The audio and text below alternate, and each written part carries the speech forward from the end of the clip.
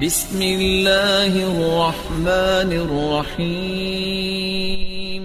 قرآن کی بعض آیتوں اور کلمات کے فضائل، مطلب قرآن کی آیتیں جن کے فضائل بہرحال آتے ہیں، اور اسی طرح جو کلمات چند الفاظ قرآن کے جن کی فضائل جو ہے ثابت ہے۔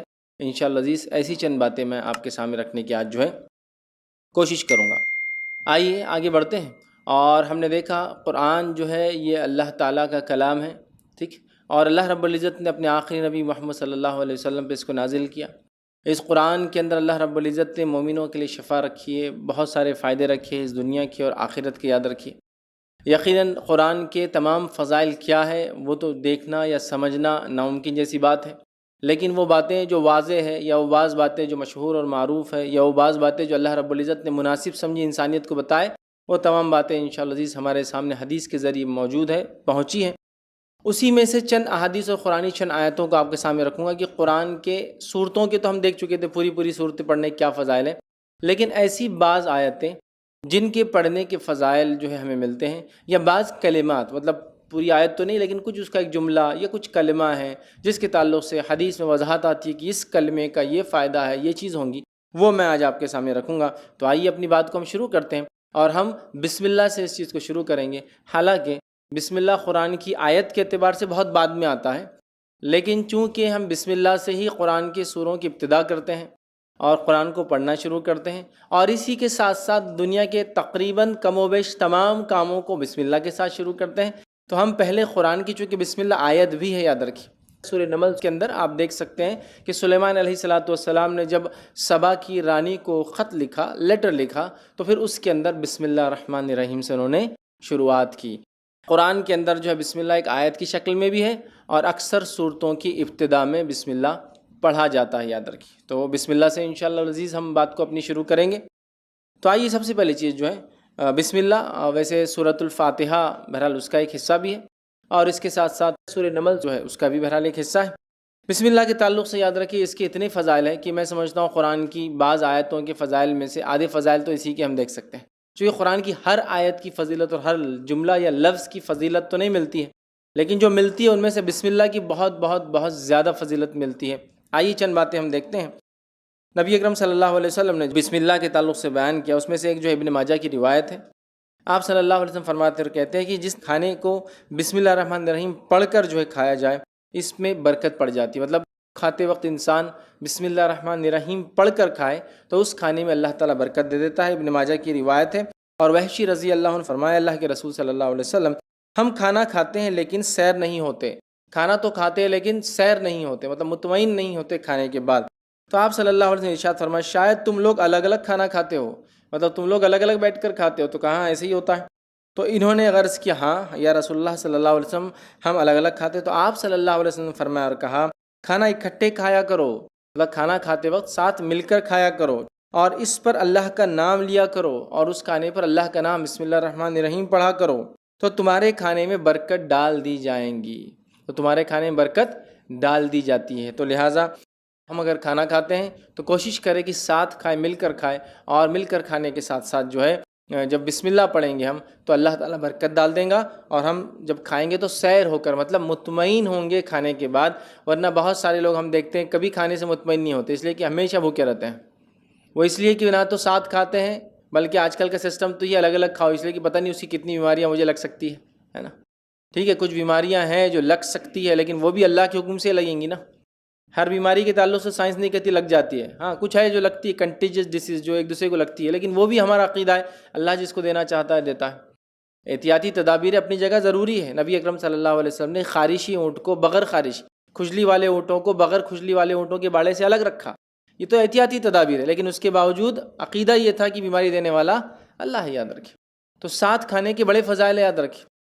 نبی اکرم صلی اللہ علیہ وسلم صحابہ کے تعلق سے آتا ہے ایک ہی برتن میں کھایا کرتے تھے، اس کے بڑے فضائل، ٹھیک ہے۔ تو ساتھ کھانے کے فضائل ہے، اور بسم اللہ پڑھنے سے برکت ڈال دی جاتی ہے۔ اسی طرح بسم اللہ کی فضائل میں سے ایک فضیلت یہ ہے کہ نبی اکرم صلی اللہ علیہ وسلم نے ابو داؤد کی روایت فرمایا کہ جس نے کھانے سے قبل بسم اللہ نہ پڑھی جائے، اس کھانے میں شیطان بھی شریک ہو جاتا ہے۔ اور حدیث کے الفاظ دیکھیے، حذیفہ رضی اللہ عنہ کہتے ہیں کہ رسول اللہ صلی اللہ علیہ وسلم نے فرمایا، جس کھانے پر بسم اللہ پڑھی نہ جائے اس کھانے پر شیطان کو اختیار حاصل ہو جاتا ہے۔ مطلب انسان بسم اللہ نہ پڑھے کھانے کے وقت تو شیطان اس میں اختیار کر لیتا ہے، مطلب جس میں پڑھا جائے تو اس کا اختیار نہیں چلتا، یاد رکھیے۔ تو کھانے سے پہلے ہم ضرور بسم اللہ پڑھیں۔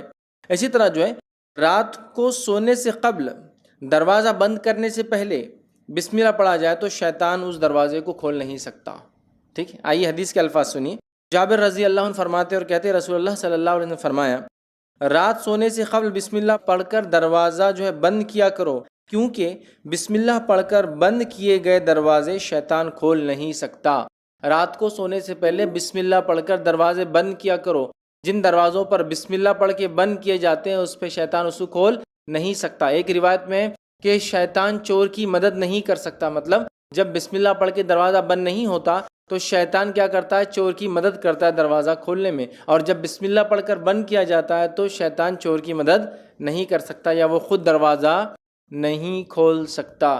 اسی طرح جو ہے بسم اللہ کے تعلق سے جو فضیلتیں آتی ہیں اس میں ایک فضیلت یہ ہے، جو کام بسم اللہ پڑھ کر کیے جائیں وہ شیطان جنات کے شر اور فتنوں سے محفوظ رہتے ہیں۔ اسی طرح سونے سے پہلے گھر کے دروازے بند کرنے سے پہلے، روشنی بجھانے سے پہلے، برتن ڈھانپنے سے پہلے بسم اللہ پڑھنا چاہیے۔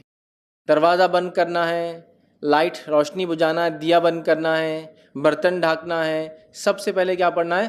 بسم اللہ۔ میں اگر عام زبان میں آپ سے کہوں تو بسم اللہ ایک ایسی ماسٹر کی ہے، جب کوئی دعا یاد نہ ہو تو اللہ کے نام سے لگا دے کافی ہے، اللہ کے نام سے لگا دے۔ آئیے حدیث کے الفاظ سنیے۔ حدیث بخاری کی روایت ہے اور جابر رضی اللہ عنہ اس حدیث کو روایت کرتے ہیں کہ نبی اکرم صلی اللہ علیہ وسلم نے فرمایا جب رات کا اندھیرا چھا جائے تو اپنے بچوں کو گھروں میں روک لیا کرو، ٹھیک ہے، کیونکہ اس وقت شیاطین اور جن پھیل جاتے ہیں۔ جب اندھیرا ہوتا ہے مطلب دن اور رات ملتے ہیں، مغرب کا وقت شیطان پھیل جاتے ہیں تو بچوں کو اندر روک لینا چاہیے، اور جن پھیل جاتے ہیں عشاء سے کچھ دیر بعد بچوں کو چھوڑ دیا کرو، مطلب عشاء کے بعد پھر تم چھوڑ سکتے ہو، اس وقت کوئی مسئلہ نہیں، بچے محفوظ ہیں۔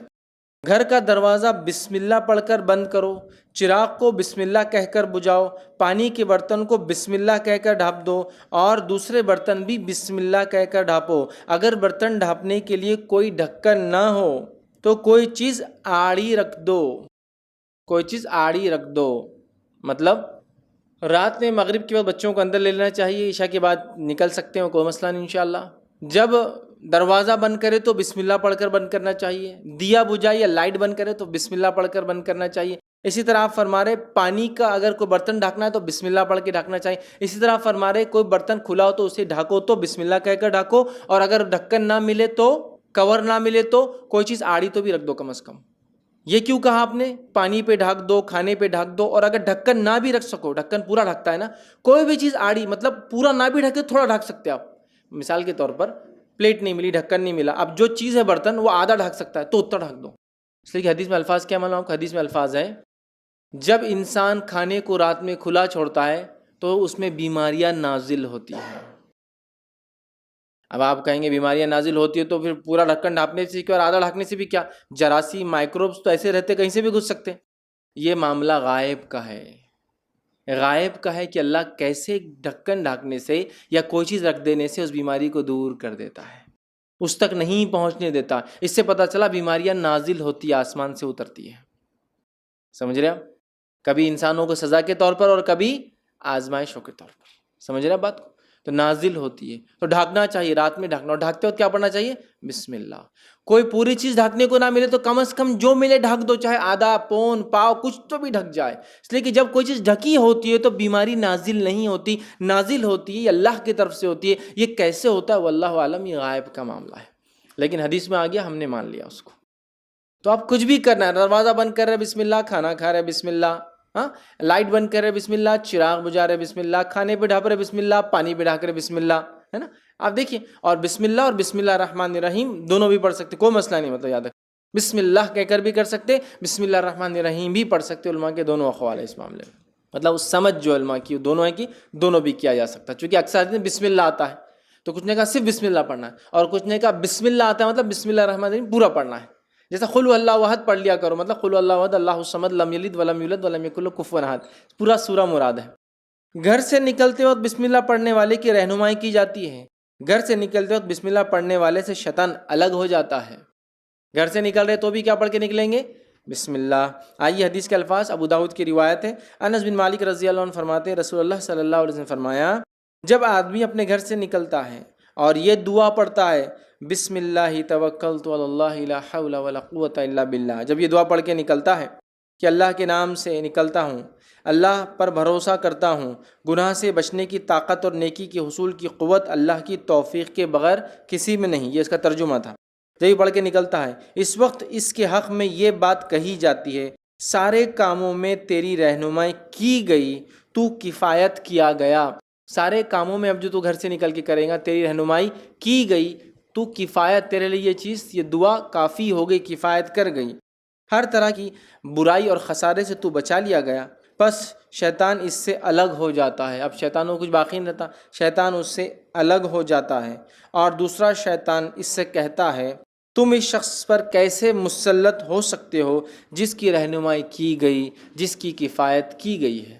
شیطان کو دوسرا شیطان بولتا اب اس پہ تم کنٹرول نہیں حاصل کر سکتے ہو چونکہ اس کی کفایت کی گئی، اس کی رہنمائی کی گئی ہے، تو بسم اللہ پڑھ کر گھر سے نکلنا چاہیے، یاد رکھیں۔ اسی طرح جامع ترمذی کی روایت ہے بسم اللہ کہنے سے شیطان ابن آدم کی شرمگاہ نہیں دیکھ سکتا، ٹھیک ہے، آئیے حدیث کے الفاظ سنیے، جامع ترمذی کی روایت ہے بسم اللہ کہنے سے شیطان ابن آدم کی شرمگاہ نہیں دیکھ سکتا۔ حدیث کے الفاظ اس طرح سے، علی رضی اللہ عنہ فرماتے ہیں رسول اللہ صلی اللہ علیہ وسلم نے فرمایا بسم اللہ کہنا جنات کی آنکھوں اور بنی آدم مطلب انسان کی اولاد، مرد ہو یا عورت ہو، کی شرمگاہ کے درمیان پردہ بن جاتا ہے۔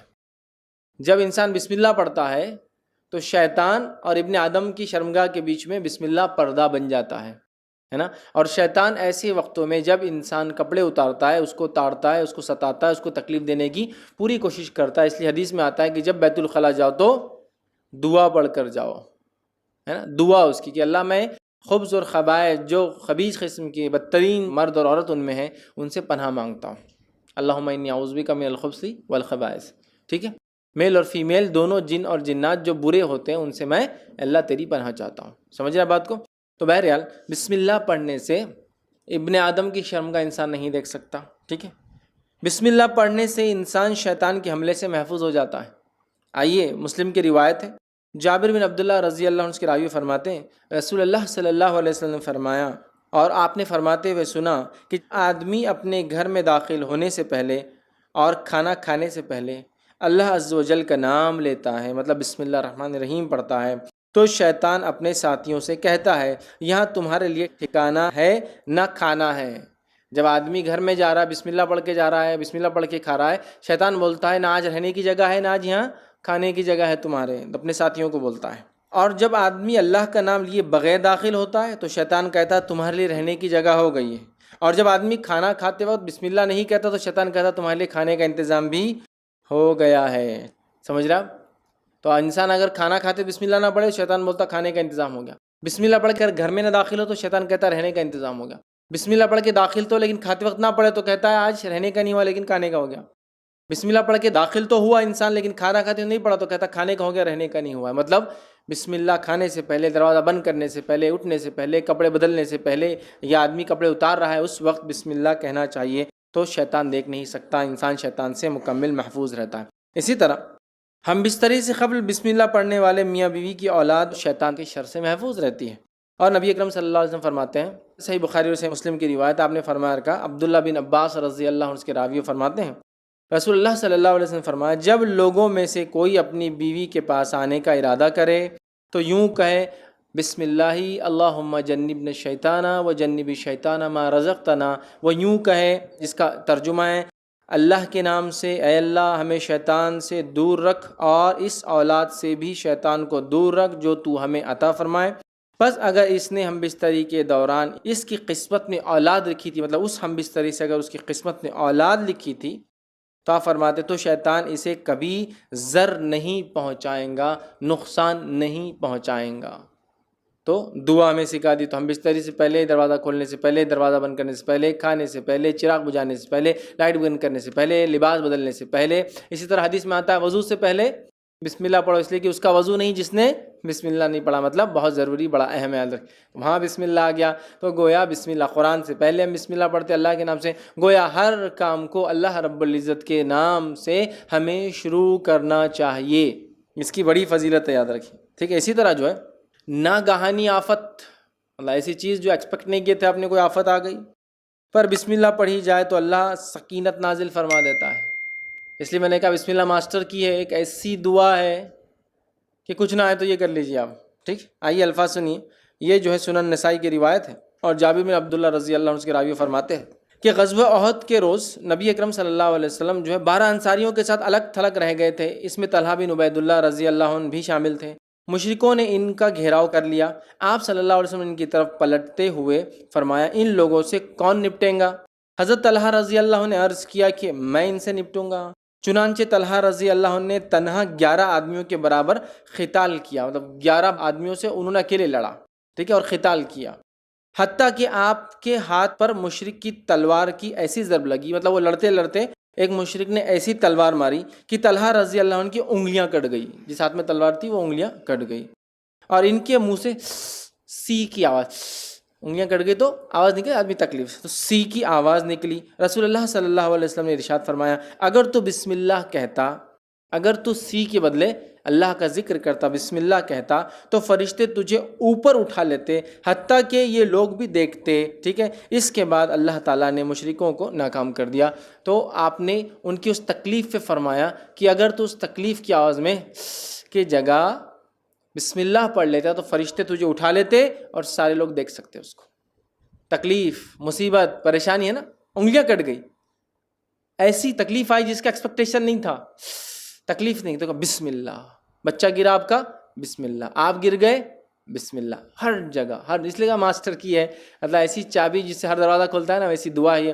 ہر چیز کچھ مصیبت، پریشانی، مشکل، کوئی کام شروع کرنا ہے، کوئی کام ختم کرنا ہے، کوئی چیز کھل رہی ہے، کوئی چیز بند ہو رہی ہے، ہر جگہ بسم اللہ، اللہ کے نام سے. چونکہ اللہ کا نام بے انتہا برکت ہے، جس کی کوئی انتہا، کوئی لمٹ نہیں، لمٹ لیس جو اس کے نام میں برکت ہے. ٹھیک ہے، تو اس کو ہم اپنا معمول بنا لیں، بسم اللہ بسم اللہ بسم اللہ کہنے کی ایک عادت ڈالے یاد رکھ. ٹھیک ہے، تو بسم اللہ کے ویسے بڑے بڑے فضائل ہیں. میں نے یہاں کچھ ہی رکھے یاد رکھی، اور بھی ہے، وقت نہیں کہ میں ساری چیزوں کو بسم اللہ کی اور کیا کیا فضائل آتے رکھوں، لیکن میں سمجھتا ہوں بہت ساری رکھ دیا.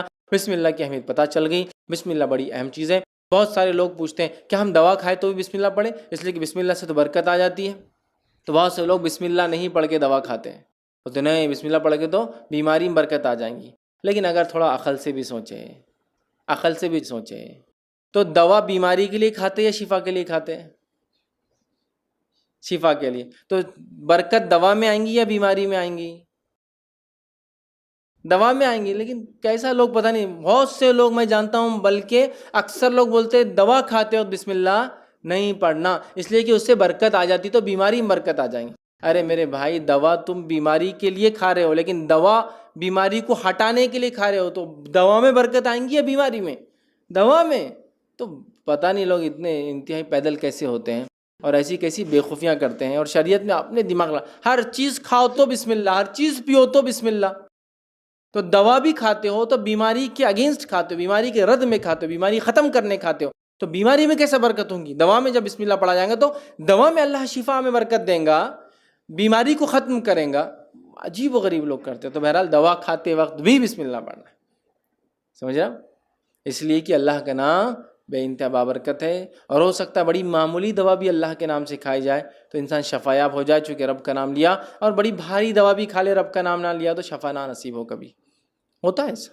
ٹھیک ہے، بسم اللہ کو اپنا ہم معمول بنا لیں ہر کام سے پہلے. جب بڑوں کو بچے بسم اللہ پڑھتے ہوئے دیکھیں گے تو انشاءاللہ وہ بھی اس کے عادی ہو جائیں گے. چلیے آگے بڑھتے ہیں، دوسرے جو ہے آیت کی طرف چلتے ہیں. کہ دوسری وہ آیت جس کی فضیلت ہے وہ ہے سورہ بقرہ سورہ نمبر 2 کی آیت نمبر 156 کا ایک حصہ، جس میں اللہ نے فرمایا اِنَّ لِلَّهِ وَإِنَّ إِلَيْهِ راجعون. پوری تفصیلات بہرحال آپ جانتے ہیں. اللہ رب العزت قرآن کے اندر جو ہے یہ بڑی مشہور اور معروف آیت ہے، 155 156 157 سورہ بقرہ کی. ٹھیک ہے، اس میں یہ وبشر الصابرین، اور اللہ فرماتا ہے صبر کرنے والوں کو بشارت دے دو. الذین اذا اصابتهم مصیبۃ قالوا ان للہ وانا الیہ راجعون، کہ ان لوگوں کو خوشخبری سنا دو جب ان پہ کوئی مصیبت یا پریشانی آتی ہے تو وہ کیا کہتے ہیں؟ ہم اللہ کی طرف سے آئے ہیں اور اللہ کی طرف لوٹ کر ہمیں جانا ہے. اولئک علیہم صلوات من ربہم ورحمہ، انہی کے لیے اپنے رب کے طرف سے جو ہے صلوات ہے، درود ہے، اور ان کے لیے فضل ہے اور رحم ہے.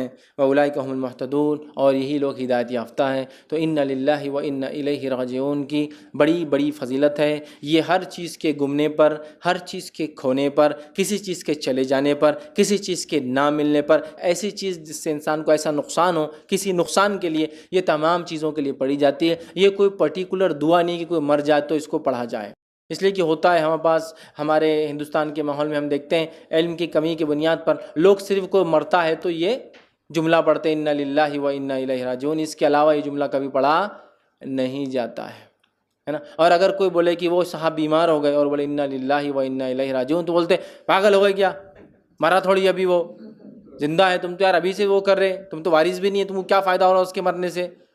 ارے بھائی صحت چلی گئی، بیماری آ گئی، چونکہ صحت چلی گئی انا للہ و انا الیہ راجعون، چیز گم گئی انا للہ و انا الیہ راجعون، چیز نہیں مل رہی انا للہ و انا الیہ راجعون، کوئی نقصان ہوگا انا للہ و انا الیہ راجعون، ہم اللہ کی طرف سے آئے اور ہمیں لوٹ کر اللہ کی طرف ہی جانا ہے۔ سمجھ رہے آپ؟ یہ بڑی اہم چیز ہے، بہت اہم چیز ہے، لیکن ہم اتنی معمولی چیز کو نہیں سمجھ پاتے۔ اللہ ہم پہ رحم کرے۔ انا للہ و انا الیہ راجعون کا اپنا معمول بنا لیں۔ کوئی مصیبت، کوئی پریشانی، کوئی بیماری، کوئی تکلیف، کوئی چیز کھونا، کوئی چیز گمنا، کوئی چیز نہ ملنا، سب پہ پڑھیے انا للہ و انا الیہ راجعون، کہ تو اللہ نے کہا اور فرمایا وبشر الصابرین، صبر کرنے والے کو بشارت دے دو۔ اب جن جن چیزوں پر صبر ہوتا ہے ان چیزوں پر انا للہ و انا الیہ راجعون پڑھا جا سکتا ہے۔ صبر کرنے والوں کو بشارت دے دو کہ یہ کیا کرتے ہیں، الذین اذا اصابتهم مصیبت، جب ان پہ کوئی مصیبت پریشانی آتی ہے تو کہتے ہیں انا للہ و انا الیہ راجعون۔ یہ نہیں کہا جب ان کے گھر میں کوئی موت ہوتی ہے تو کہتے ہیں انا للہ و انا الیہ راجعون۔ کوئی مصیبت، کوئی پریشانی آئی تو کیا پڑھیے، انا للہ و انا الیہ راجعون، کہ تو ایسے ہی لوگوں کو خوشخبری ہے فبشر الصابرین، تو ایسے صبر کرنے والوں کو بشارت دے دو جو مصیبت آتی ہے تو کہتے ہیں ہم اللہ کی طرف سے آئے تھے اور اللہ کی طرف لوٹ کر ہمیں جانا ہے۔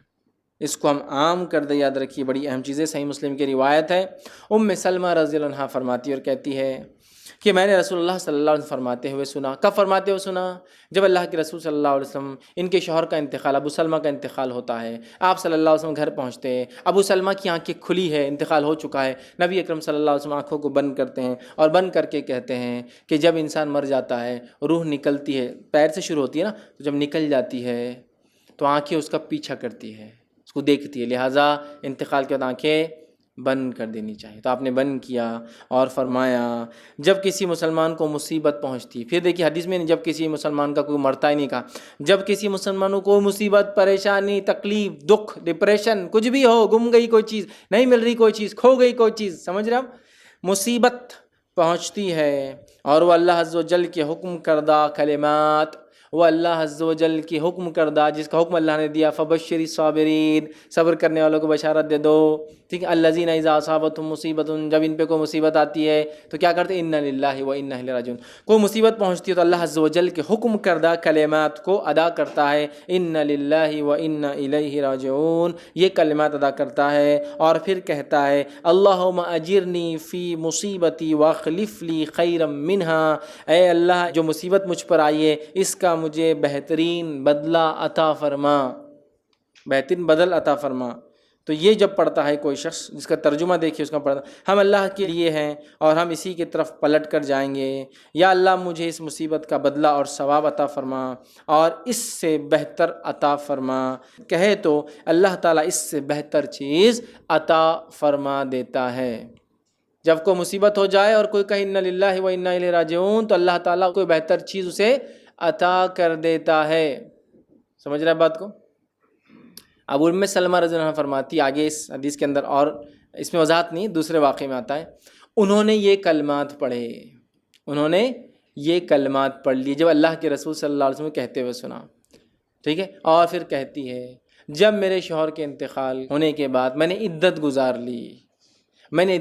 لی، تب مجھے نبی اکرم صلی اللہ علیہ وسلم کا پیغام آ گیا اور انہوں نے ان کے شوہر کے انتقال پر پڑھا تھا انا للہ و انا الیہ راجعون، اے اللہ اس مصیبت کا مجھے بدلہ اور اس سے اچھا بدلہ عطا فرما۔ اب وہ انتظار کر رہی تھی اس سے اچھا کیا ملے گا ابو سلمہ سے۔ ابو سلمہ جو ہے ان کی بڑے فضائل یاد رکھیے، بہت جلیل القدر صحابہ میں سے ہے اور یہ سب سے پہلے ہجرت کرنے والے لوگوں میں سے، بدری صحابہ میں سے، اب یہ سوچ رہی تھی اس سے اچھا کیا ہو سکتا ہے دنیا میں شوہر کے اعتبار سے، تو اللہ کے رسول صلی اللہ علیہ وسلم کا پیغام آیا جس سے اچھا کچھ بھی نہیں ہو سکتا ہے نا، جس سے اچھا کچھ بھی نہیں ہو سکتا ہے۔ پھر انہی کا ایک واقعہ ہے، اب نکاح ہو گیا اللہ کے رسول صلی اللہ علیہ وسلم سے، ایک مرتبہ خیال آیا، ابو سلمہ بھی مسلمان، بڑے جلیل القدر صحابی، اللہ کے رسول صلی اللہ علیہ وسلم تو نبی، اب میں جنت میں جاؤں گی تو کس شوہر کے ساتھ رہوں گی، دونوں مسلمان۔ تو ایک خیال آیا، لیکن شرم آئی پوچھنے کو، جھجک ہوئی، تو ایک مرتبہ ایسا پوچھا اللہ کے رسول، اگر ایک خاتون کے ایک سے زیادہ شوہر رہے ہو اور سب ایمان والے رہے ہو تو جنت میں کس کے ساتھ رہیں گی؟ سمجھ رہا؟ تو اللہ کے رسول صلی اللہ علیہ وسلم فرمایا جس کے اخلاق اچھے ہوں گے وہ اس کے ساتھ رہیں گی۔ تو ان کو بڑا تعجب ہوا، اخلاق؟ تو کہا ہاں اخلاق بڑی اہم چیز ہے، اچھے اخلاق ہوں گے، ٹھیک ہے۔ تو اب یہ مطمئن ہو گئے کہ یہ کس کے ساتھ رہیں گی؟ اللہ کے رسول صلی اللہ علیہ وسلم کے ساتھ، سمجھ رہا؟ تو پھر ان للہ و ان الیہ راجعون، یہ بڑا اہم کلمہ ہے، بڑا اہم جملہ ہے، بڑی اہم چیز ہے۔ ہر مصیبت، تکلیف، پریشانی، کوئی چیز کھو جائے، کوئی مر جائے، کوئی چیز نہ ملے، کوئی نقصان ہو جائے، کچھ بھی ہو، اینی تھنگ، کوئی بھی چیز جس کو مصیبت میں آپ شامل کرو یا جس پہ آپ کو صبر کرنا پڑے، تب کیا پڑھ لو؟ ان للہ و انا الیہ راجعون۔ کوئی چیز چوری ہو گئی، ان للہ و انا الیہ راجعون۔ کوئی چیز نہیں مل رہی، ان للہ و انا الیہ راجعون۔ کوئی چیز گم گئی، ان للہ و انا الیہ راجعون۔ کوئی مر گیا، ان للہ و انا الیہ راجعون۔ کوئی بیمار ہو گیا، ان للہ و انا الیہ راجعون۔ سب کچھ بھی ہو سکتا ہے، کچھ بھی ہو سکتا ہے، ٹھیک ہے۔ تو بڑا افضل کلمہ ہے، یاد رکھیے، ٹھیک ہے۔ اس آیت کا حصہ تھا۔ اب آئیے اسی طرح سورہ بقرہ سورہ نمبر 2 آیت نمبر 163 کا جو آیت ہے اس کی فضیلت میں بات جو آتی ہے، وَإِلَٰهُكُمْ إِلَٰهٌ وَاحِدٌ لَا إِلَٰهَ إِلَّا هُوَ الرَّحْمَٰنُ الرَّحِيمُ۔ یہ آیت کے تعلق سے جو فضائل آتے ہیں وہ یہ ہیں، جامع ترمذی کی روایت ہے، اسماء بنت یزید رضی اللہ عنہا فرماتی ہے اور کہتی ہیں کہ نبی اکرم صلی اللہ علیہ وسلم نے فرمایا اور کہا، اسم اعظم ان 2 آیتوں میں ہیں، اسم اعظم اللہ تعالیٰ کے بڑے نام ان 2 آیتوں میں ہیں۔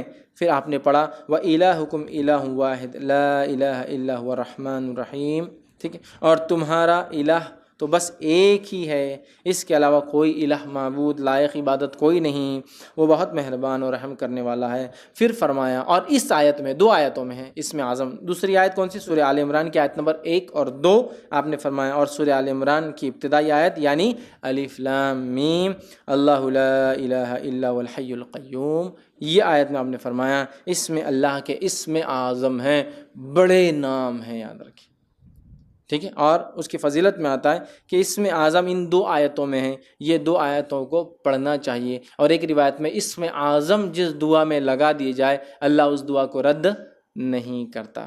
الحی، القیوم، رحمان اور رحیم، ٹھیک ہے، یہ اسم اعظم ہے، یاد رکھیں۔ ان دونوں آیتوں میں اسم اعظم آتے اللہ کے، تو ایک میں آیا رحمان اور رحیم آیا، دوسری میں حی اور قیوم آیا، یاد رکھیں۔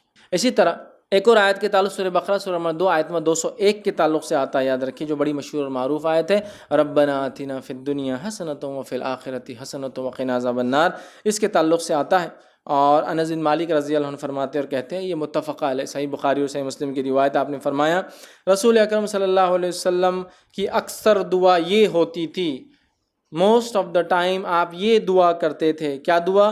یا اللہ ہمیں دنیا میں بھلائی عطا فرما، ربنا آتنا فی الدنیا حسنۃ، اور آخرت میں بھی بھلائی عطا فرما، وبالآخرۃ حسنۃ، اور ہمیں آگ کے عذاب سے بچا، وقنا عذاب النار۔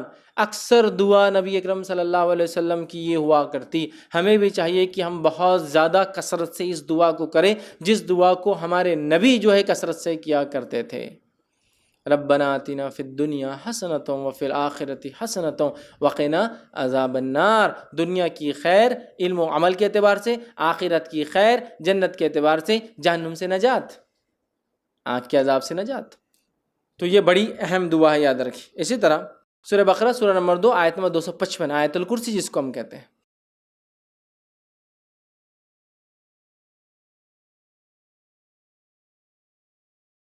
آیت الکرسی کی بھی بڑی فضیلت ہے، یاد رکھیں، بہت بہت بہت بہت بہت بہت بہت زیادہ فضیلت، اسی کوئی انتہا نہیں۔ میں سمجھتا ہوں پورے فضائل میں رکھ بھی نہیں پاؤں گا، مختصری رکھوں گا، سب بسم اللہ کے مختصر رکھا، اس کے مختصری رکھوں گا۔ آیت الکرسی قرآن مجید کی تمام آیتوں میں اعلیٰ اور افضل ہے۔ آیت الکرسی قرآن مجید کی تمام آیتوں میں اعلیٰ اور افضل ہے، بہت بڑی فضیلت ہے۔ آئیے صحیح مسلم کی روایت ہے، ابی بن کعب رضی اللہ عنہ فرماتے اور کہتے ہیں، رسول اللہ صلی اللہ علیہ وسلم نے فرمایا، کیا تجھے معلوم ہے کہ کتاب اللہ میں سے تمہارے پاس کون سی آیت سب سے افضل ہے؟ کیا تمہیں معلوم ہے کہ کتاب اللہ میں سے کون سی آیت سب سے افضل ہے؟ تو میں نے عرض کیا اللہ اور اس کے رسول ہی بہتر جانتے ہیں، مجھے تو نہیں پتا۔ آپ صلی اللہ علیہ وسلم نے دوبارہ فرمایا کہ کیا تجھے معلوم ہے کتاب اللہ میں سے تمہارے پاس کون سی آیت سب سے افضل ہے؟ میں نے عرض کیا اللہ لا الہ الا هو الحی القیوم، یہ آیت الکرسی۔ آپ صلی اللہ علیہ وسلم نے میرے سینے پر جو ہے ہاتھ پھیرا، مطلب شاباش دیتے نا، ارے ماشاءاللہ، سینے پر جو ہاتھ پھیرا اور فرمایا ابو المنذر، ٹھیک ہے، ان کی کنیت تھی یہ، تجھے علم مبارک ہو۔ تو اللہ لا الہ الا هو الحی القیوم، یہ جو آیت الکرسی ہے، یہ آیت یاد رکھیے سب سے افضل آیت ہے، بہت افضل ہے، بہت فضیلت والی آیت ہے، اس کو ہم بکثرت پڑھنے کی کوشش کیا کریں۔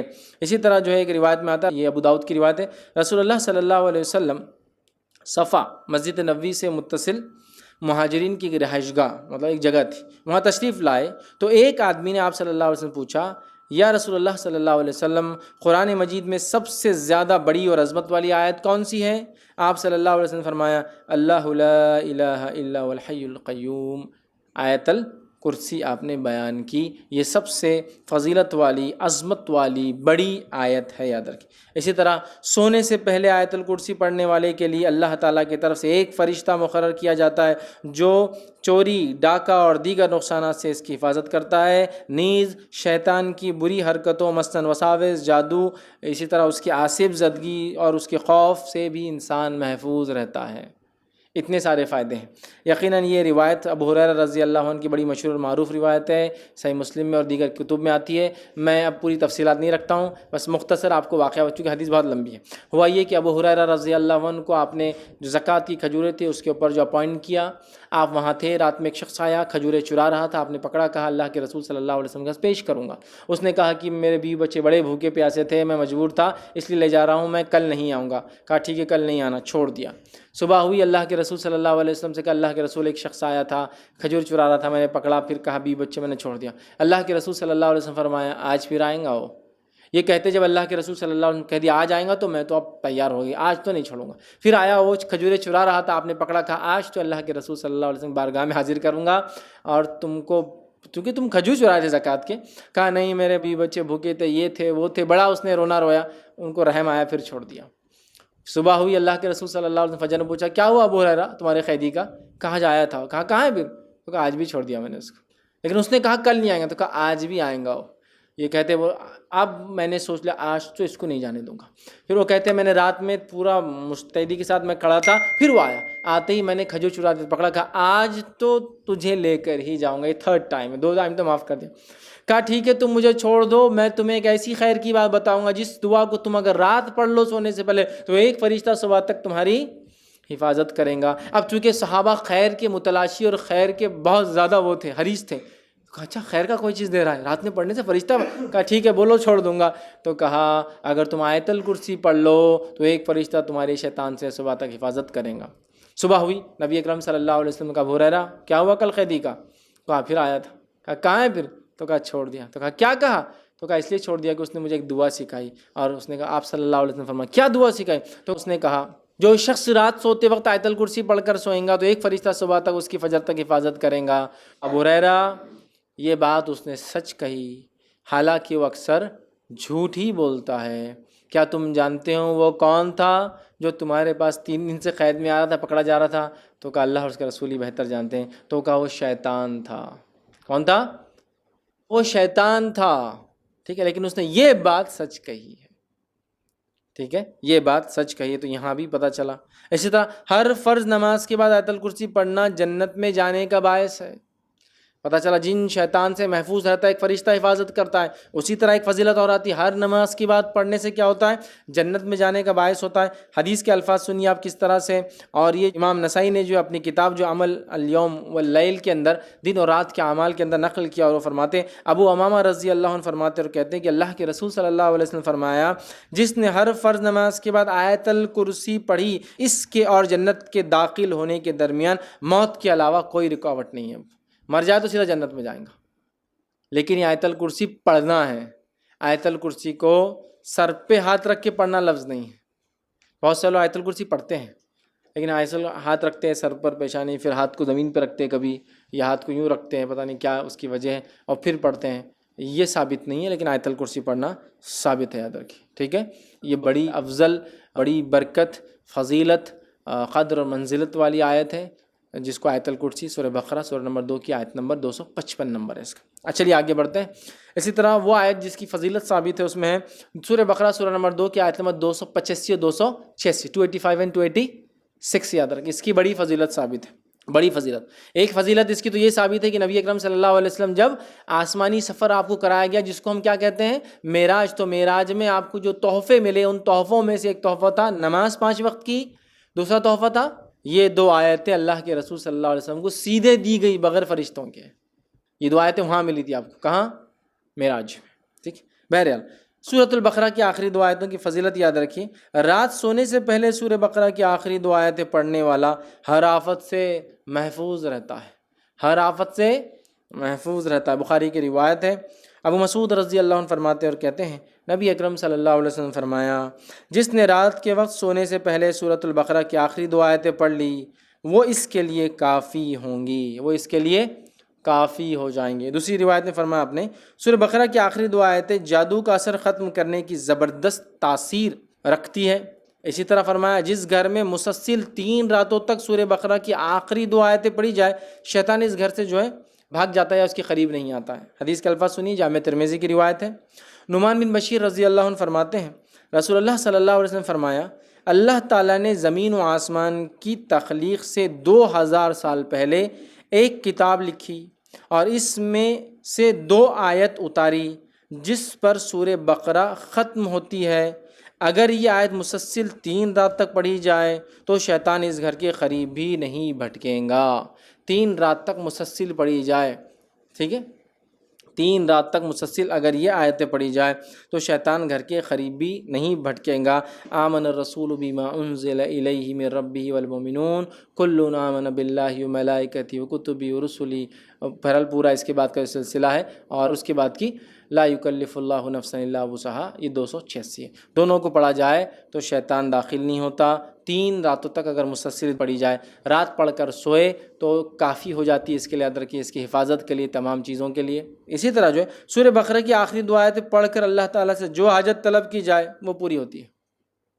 سورہ بقرہ کی آخری 2 آیتیں تلاوت کر کے جو حاجت جو اللہ سے مانگا جائے پورا ہوتا ہے۔ مسلم کی روایت ہے، عبداللہ ابن عباس رضی اللہ عنہما اس کے راوی کہتے ہیں کہ ایک روز جبرائیل علیہ السلام نبی اکرم صلی اللہ علیہ وسلم کے پاس بیٹھے ہوئے تھے کہ انہوں نے اوپر سے دروازہ کھلنے کی آواز سنی، اپنا سر اٹھایا اور نبی اکرم صلی اللہ علیہ وسلم کو بتایا کہ یہ آسمانوں کے دروازوں میں سے ایک ایسا دروازہ ہے جو آج سے پہلے کبھی نہیں کھلا، اس سے ایک فرشتہ نازل ہوا ہے جو آج سے پہلے زمین پر کبھی نازل نہیں ہوا، اس نے آپ صلی اللہ علیہ وسلم کی خدمت میں سلام عرض کیا ہے اور کہا ہے آپ صلی اللہ علیہ وسلم کو 2 نور مبارک ہو، 2 نور مبارک ہو، یہ خوشخبری دی اس نے، ایسے دروازے سے آیا جو آج تک نہیں کھلا، سبحان اللہ، اور ایسا فرشتہ دنیا میں آیا جو آج تک نہیں آیا، اور کہا 2 نور جو ہے مبارک ہو آپ صلی اللہ علیہ وسلم سے پہلے، یہ نور کسی نبی کو عطا نہیں کیے گئے، یہ 2 روشنیاں کسی کو عطا نہیں کی گئی۔ پہلا سورۃ الفاتحہ، یہ ایک ایسا نور ہے جو سورت کسی کو نہیں ملے، اس سے پہلے کوئی نبی کسی امت کو نہیں ملی، اور دوسرا فرمایا سورہ بقرہ کی آخری 2 آیتیں، جو شخص یہ 2 آیتیں پڑھے گا اسے اس کی مانگی ہوئی چیز ضرور دی جائیں گی۔ سبحان اللہ، کتنی بڑی فضیلت ہے۔ یہ صرف 2 آیتوں اور سورۃ الفاتحہ کی خوشخبری دینے ایک ایسا فرشتہ اور ایک ایسے دروازے سے آیا جو اس سے پہلے کبھی نہیں ہوا تھا، صرف بولنے کے لیے آیا، مطلب یہ تو اتر چکی تھی آیتیں، صرف بتانے، انفارمیشن دینے آیا، مطلب اللہ نے خالی ان 2، ایک سورہ فاتحہ اور ان 2 آیتوں کی انفارمیشن دینے ایک فرشتہ ایسے دروازے سے آیا جو کبھی نہیں کھلا، اور پہلی بار دنیا میں آیا صرف یہ بولنے کے لیے۔ دیکھیے آپ کتنی اہم چیز ہے نا، تو اس کو اپنا معمول بنا لے، اپنے اذکار میں شامل کر لے ہم لوگ یہ 2 آیتوں کو، اور جو پھر مانگا جاتا ہے ان کے پڑھنے کے بعد اللہ تعالیٰ وہ رد نہیں کرتا۔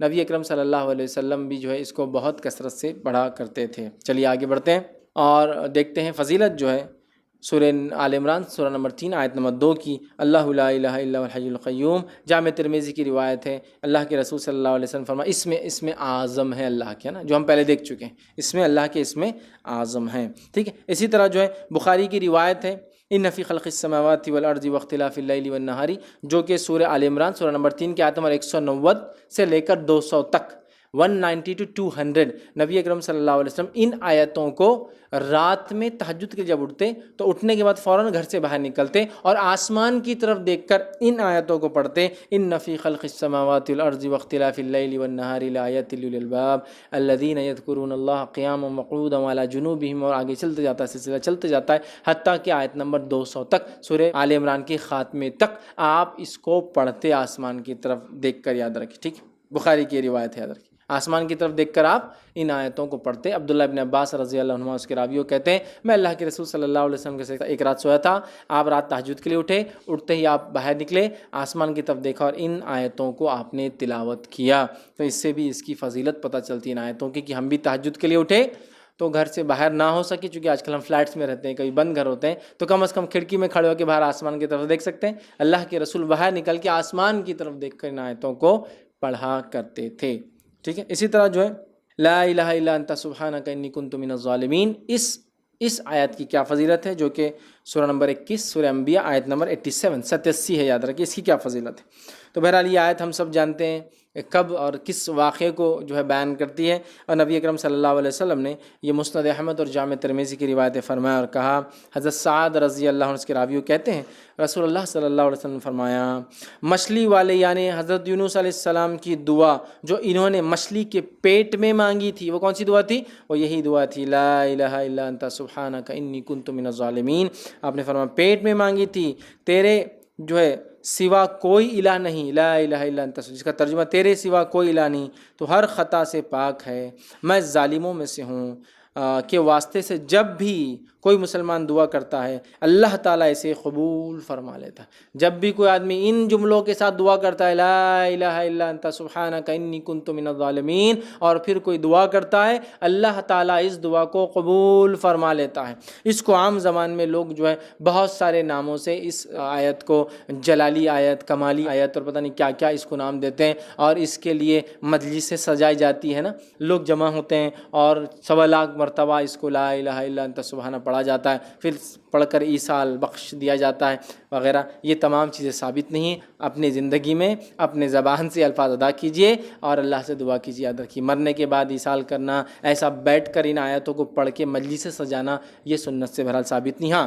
یہ ثابت ہے آیت، لیکن یہ تمام چیزیں ثابت نہیں ہیں، ٹھیک ہے۔ چلیے آگے بڑھتے ہیں، سورہ نمبر 57 جو کہ سورہ حدید ہے، اس کی آیت نمبر 3 کے تعلق سے آتی ہے، هو الاول والآخر والظاہر والباطن وهو بكل شيء علیم۔ اس آیت کی فضیلت کے تعلق سے آتا ہے، ابو داؤد کی روایت ہے، عبداللہ بن عباس رضی اللہ عنہما اس کے راویوں فرماتے اور کہتے ہیں، جب تو اپنے دل میں تھکاوٹ محسوس کرے تو یہ آیت تلاوت کرو، هو الاول والآخر والظاہر والباطن وهو بكل شيء علیم۔ تو وہی اول ہے، وہی آخر ہے، وہی ظاہر ہے، وہی باطن ہے، اور وہی ہر چیز کا علم رکھنے والا ہے۔ اگر یہ کوئی غم، کوئی مشکل، کوئی ڈپریشن ہو تو اس آیت کو دل میں انسان جو ہے پڑھا کرے، ٹھیک۔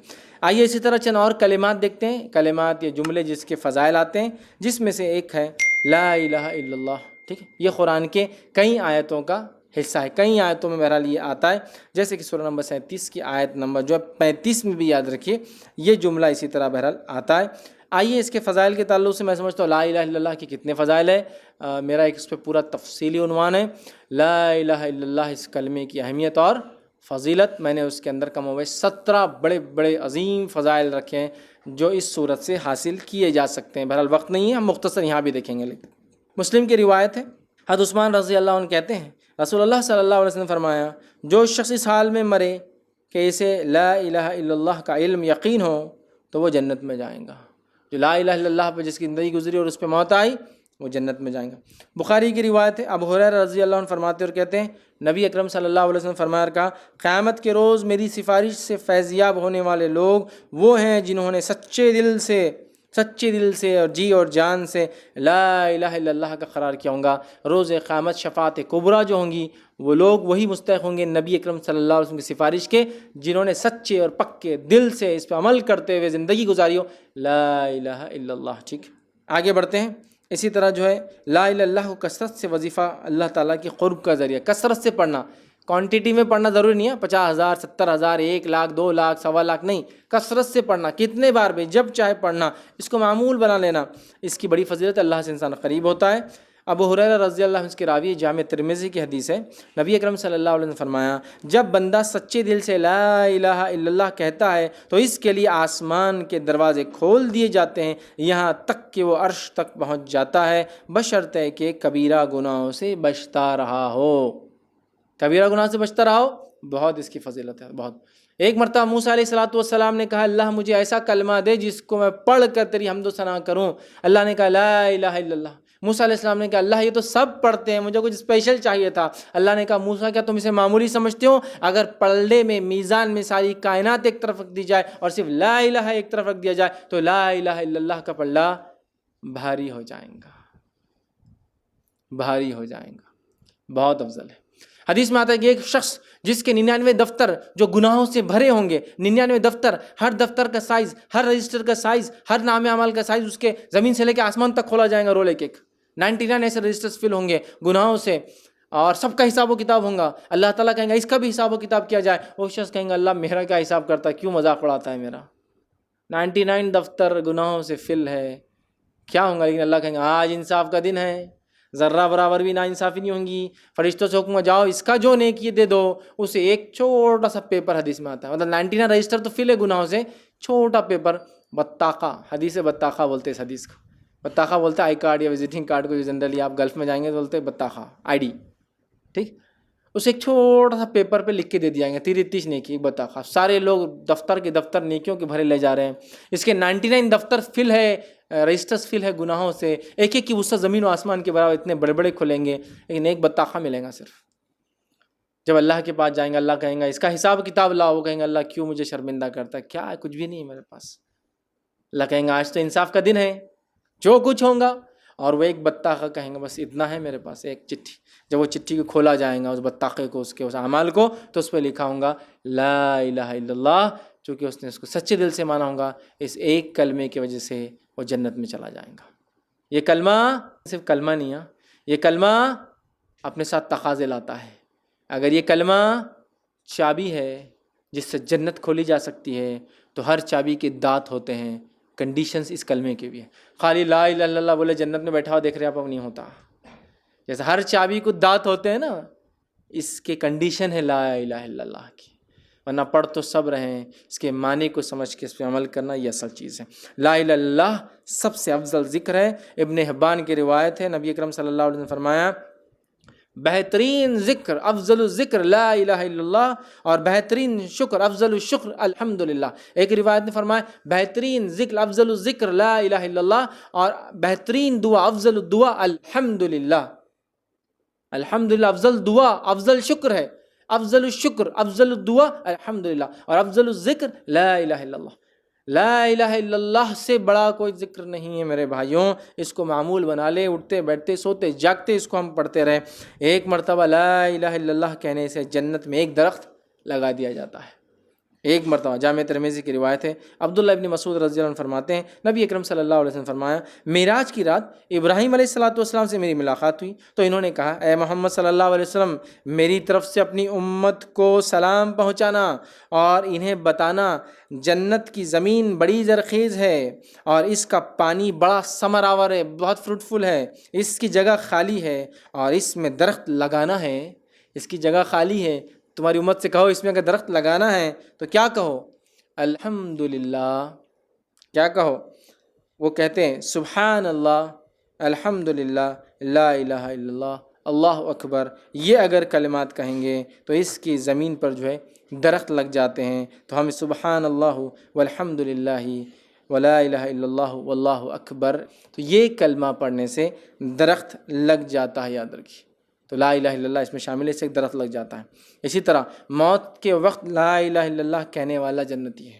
ابو داؤد کی روایت ہے، معاذ بن جبل رضی اللہ عنہ فرماتے اور کہتے ہیں اللہ کے رسول صلی اللہ علیہ وسلم فرمایا اور کہا مرتے وقت جس کی زبان پر آخری الفاظ لا الہ الا اللہ ہوں گے وہ جنت میں جائیں گا۔ ایک روایت نے فرمایا لقنوا موتاکم لا الہ الا اللہ، اپنے مرنے والوں کو وصیت کرو، تلقین کرو لا الہ الا اللہ، چونکہ جو اس سے مر گیا وہ جنت میں جائے گا۔ بڑا اہم کلمہ ہے، ظاہر سی بات ہے انہی کی زبانوں پر آتا ہے جو اپنی زندگیاں اس پر گزارتے ہیں، یاد رکھیں، ٹھیک ہے۔ سبحان اللہ کہنے کی فضیلت، سبحان اللہ بھی قرآن میں کئی جگہ آتا ہے، یہ کلمہ ہے، قرآن کا لفظ ہے۔ 100 بار سبحان اللہ کہنے سے 1000 نیکیوں کا ثواب ملتا ہے اور 1000 گناہ معاف ہو جاتے ہیں، یہ صحیح مسلم کی روایت ہے۔ 100 مرتبہ سبحان اللہ کہنے سے 1000 گناہ معاف ہو جاتے ہیں اور 1000 جو ہے نیکیوں کا ثواب ملتا ہے۔ 100 بار کیا کہنے سے؟ سبحان اللہ کہنے سے، ٹھیک ہے۔ سبحان اللہ ایک بار مختصر جو وظیفہ، جو اجر و ثواب میں جو ہے طویل وظیفوں سے افضل ہے۔ سبحان اللہ ایک ایسا مختصر وظیفہ ہے جو طویل لمبے وظیفوں سے زیادہ افضل ہے۔ آئیے اس تعلق سے میں آپ کو ایک پوری روایت سناتا ہوں، صحیح مسلم کی روایت ہے۔ جویریہ رضی اللہ عنہا جو امہات المومنین ہماری ماؤں میں سے ایک ماں ہیں، روایت کی کہ نبی اکرم صلی اللہ علیہ وسلم فجر کے لیے گھر سے نکلے تو میں جو ہے نماز کی جگہ بیٹھی ہوئی تھی وظیفہ کرتے ہوئے، اللہ کا ذکر کرتے ہوئے۔ وظیفہ مطلب اللہ کا ذکر کرتے ہوئے بیٹھی تھی۔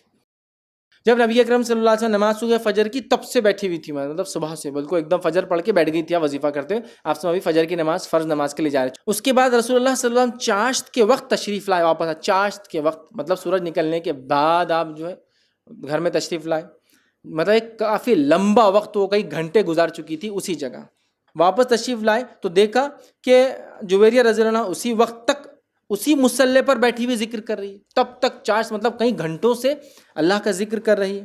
اللہ کے رسول نے پوچھا کیا تم جب سے بیٹھی ہو؟ تو انہوں نے کہا اللہ کے رسول صلی اللہ علیہ وسلم میں تب سے بیٹھی ہوں۔ اور اللہ کے رسول صلی اللہ علیہ وسلم نے فرمایا میں نے تمہارے بعد تم سے رخصت ہونے کے بعد 4 کلمے 3 بار پڑھے ہیں۔ 4 کلمے 3 بار پڑھے، مطلب تم تو فجر سے بیٹھی ہو چاشت کے وقت تک، میں فجر کے بعد جب گیا تو 4 کلموں کو 3 بار پڑھا، صرف میں نے اتنا کام کیا۔ تو آپ نے فرمایا میں نے 4 کلمے 3 بار پڑھے۔ ایسے کہیں کہ اگر ان کا وزن تمہارے آج کے سارے دن کے وظیفے سے کیا جائے تو وہ 4 کلمے بھاری ہو جائیں گے۔ تم تو صبح سے اب تک بیٹھی ہو، میں نے صرف ایسے 4 کلمے پڑھے جو 3 بار پڑھے، تو اگر تم دن بھر بھی یہ وظیفہ کرتے رہو جو تم کر رہی ہو تو بھی میرے کلموں کے مقابلے میں نہیں پہنچ سکتی ہو۔ تو انہوں نے کہا اچھا کیا کلمے پڑھے آپ نے؟ تو اللہ کے رسول صلی اللہ علیہ وسلم فرمایا وہ کلمے یہ ہے، آپ نے فرمایا کہا سبحان اللہ عدد خلقی، سبحان اللہ عدد خلقی، سبحان اللہ کا لفظ عدد خلقی، اللہ تعالیٰ کی مخلوق کی تعداد کے برابر اللہ میں تیری تسبیح بیان کرتا ہوں، تیری مخلوق کے برابر تیری تسبیح بیان کرتا ہوں۔ کلمہ نمبر 2 پھر آپ نے فرمایا اور کہا سبحان اللہ رضا نفسی، جس کا معنی ہے اللہ تعالیٰ کی راضی ہونے تک میں اللہ تعالیٰ کی تسبیح بیان کرتا ہوں، اس کے راضی ہونے تک تسبیح بیان کرتا ہوں۔ تیسرا فرمایا سبحان اللہ زینت عرشی، اللہ تعالیٰ کے عرش کے وزن کے برابر میں اللہ تعالیٰ کی تسبیح بیان کرتا ہوں۔ پھر فرمایا سبحان اللہ مداد کلمتی، اللہ کے کلمات کو تحریر کرنے کے لیے جتنی سیاہی مطلوب ہے اس قدر یا اس کے برابر میں اللہ تعالیٰ کی تسبیح بیان کرتا ہوں۔ یہ 4 کلمات آپ نے 4 کلمات 3 بار کہے جو کہ دن بھر کے وظیفے سے زیادہ افضل ہے۔ سبحان اللہ کا لفظ ہے، دیکھیے سنیے، سبحان اللہ عدد خلقی، سبحان اللہ رضا نفسی، سبحان اللہ زینت عرشی، سبحان اللہ مداد کلمتی۔ اس 4 کلموں کو 3 بار پڑھنا صبح فجر کے بعد دن بھر کے وظیفے کے برابر ہے۔ الحمدللہ کے ساتھ سبحان اللہ کہنا زمین و آسمان کے درمیان ساری نیکیوں کو بھر دیتا ہے۔ سنیے روایت کیا ہے، مسلم کی روایت ہے، مالک اشعری رضی اللہ عنہ فرماتے اور کہتے ہیں رسول اللہ صلی اللہ علیہ وسلم فرمایا طہارت نصف ایمان ہے، الحمدللہ کہنا ترازو کو نیکیوں سے بھر دیتا ہے، سبحان اللہ اور الحمدللہ کہنا زمین و آسمان کے درمیان ساری چیزوں کو نیکیوں سے بھر دیتا ہے، نماز دنیا اور آخرت میں چہرے کا نور ہے، صدقہ دلیل اور صبر روشنی ہے، قرآن مجید قیامت کے روز تیرے حق میں یا تیرے خلاف گواہی دے گا، ہر آدمی صبح اٹھتا ہے تو اس کی جان گروی ہوتی ہے، جسے یا تو وہ نیکی کر کے آزاد کر لیتا ہے یا گناہ کر کے ہلاک کر لیتا ہے۔ تو آپ نے فرمایا الحمدللہ کے ساتھ سبحان اللہ جو کہے وہ زمین و آسمان کی ساری جگہوں کو نیکی سے بھر دیتا ہے، ٹھیک ہے۔ اسی طرح جو ہے الحمدللہ کی فضیلت میں پہلے بیان کر چکا ہوں، الحمدللہ افضل الدعا، الحمدللہ افضل الشکر ہے، اسے ہم کثرت سے کریں، ٹھیک ہے۔ سبحان اللہ، الحمدللہ، اللہ اکبر، لا الہ الا اللہ، یہ تمام چیزیں یاد رکھیں، اس کی بڑی فائدے ہیں۔ الحمدللہ کے تعلق سے ایک بات کہتا ہوں، الحمدللہ یہ کلمہ ہے شکر ہے، ہمیشہ ہمیشہ الحمدللہ علی کل حال، یہ اصول بنا لے، ہر حال میں اللہ کا شکر ادا کرتے الحمدللہ کہتے رہے، تمام تعریفیں اس اللہ کے لیے۔ آئیے سنیے نابالغ اولاد کی وفات پر الحمدللہ کہنے والے کے لیے کیا اجر ہے۔ یہ موت پہ بھی کہنا ہے. میں کیوں کہہ رہا ہوں اگر ہندوستانی ماحول میں کسی کا انتقال ہو جائے کہ تو الحمدللہ بس کلمہ شکر ہے نا، مطلب صرف شکریہ کے لیے ادا ہوتا ہے، جبکہ یہ اللہ کی تعریف ہے. جیا بھی تو اللہ کی تعریف، بیمار بھی ہو تو اللہ کی تعریف، مرا بھی تو اللہ کی تعریف، نقصان ہو بھی تو اللہ کی تعریف، فائدہ ہو بھی تو اللہ کی تعریف. یہ معاملہ ہونا چاہیے مومن کا. لیکن ہمارے پاس ہر جملہ ایسا خاص ہے انا للہ و انا الیہ راجعون، مرنے پر تو الحمدللہ خالی کچھ اچھا ہو تو برے پہ نہیں بولتے ہیں. تو اگر کسی کا انتقال ہو جائے، پیدا ہو کوئی بولے الحمدللہ مجھے اولاد ہوئی، کوئی کہ الحمدللہ خوشی ہوئی، تو خوش ہوتے لوگ. اگر کوئی کہا میرے ابا مر گیا، میں کہا الحمدللہ، تو وہ مارنا شروع کر دیں گا میرے کو. لیکن انتظار کر رہا تھا میرے باپ کے مرنے کا، شکر ادا کر رہا اللہ کا. ہم نہیں سمجھتے نا تعریف ہے اللہ کی، چاہے میں جیوں چاہے مروں. آئیے سنیے اولاد، نابالغ اولاد کے مرنے پہ الحمدللہ کہنے کا ثواب کیا ہے. سنیے جامع ترمذی کی روایت ہے، ابو موسیٰ اشعری رضی اللہ عنہ فرماتے اور کہتے ہیں رسول اللہ صلی اللہ علیہ وسلم نے فرمایا جب مومن کا بچہ فوت ہوتا ہے تو اللہ تعالیٰ فرشتوں سے پوچھتا ہے کیا تم نے میرے بندے کی اس بچے کی روح قبض کر لی. نابالغ بچے سے مراد پیدائش کی بات سے لے کر جب بالغ نہیں ہوتا بچہ 9-10 سال تک، کیا تم نے اس بچے کی روح قبض کر لی؟ فرشتے کہتے ہیں ہاں. اللہ تعالیٰ فرماتا ہے کیا تم نے میرے بندے کے جگر کا ٹکڑا لے لیا؟ فرشتے کہتے ہیں ہاں ہم نے چھین لیا. اللہ تعالیٰ فرماتا ہے میرے بندے نے کیا کہا؟ تم نے تو اس کا سب کچھ چھین کے آ گئے، کیا کہا میرے بندے نے؟ تو اللہ کے رسول صلی اللہ علیہ وسلم فرماتے ہیں کہ فرشتے کہتے ہیں کہ اس نے الحمدللہ کہا. کیا کہا اس نے؟ الحمدللہ کہا میرے اس بندے نے. ٹھیک ہے، تو جب وہ کہتے ہیں کہ میرے بندے نے الحمدللہ کہا اور پھر کہا انا للہ و انا الیہ راجعون، یہ کلمہ پڑھا ہے، اللہ تعالیٰ ارشاد فرماتے ہیں میرے بندے کے لیے جنت میں گھر بنا دو اور اس کا نام بیت الحمد رکھ دو کہ میرے بندے کا بچہ بھی میں نے چھین لیا تو اس نے میری تعریف کی، حمد و ثنا بیان کی. کتنا افضل کلمہ ہے نا الحمدللہ. اب کون بیان کر سکتا الحمدللہ؟ جس کو عادت ہو اس کی. مال آیا بھی تو الحمدللہ، گیا بھی تو الحمدللہ، اولاد پیدا بھی تو الحمدللہ، مر گئی تو الحمدللہ، کوئی جیا بھی تو الحمدللہ، کوئی مر گیا تو الحمدللہ، نقصان ہو بھی تو الحمدللہ، فائدہ ہو بھی تو الحمدللہ. الحمدللہ علی کل حال، ہر حال میں اللہ کی ہی تعریف ہے. سمجھ رہے آپ؟ بڑی اہم چیز ہے. ٹھیک ہے، اسی طرح ذوالجلال والاکرام جو کہ سورہ نمبر 55 سورہ رحمان کی آیت نمبر جو 78 ہے، اس کی فضیلت دیکھتے ہیں ان جملوں کی.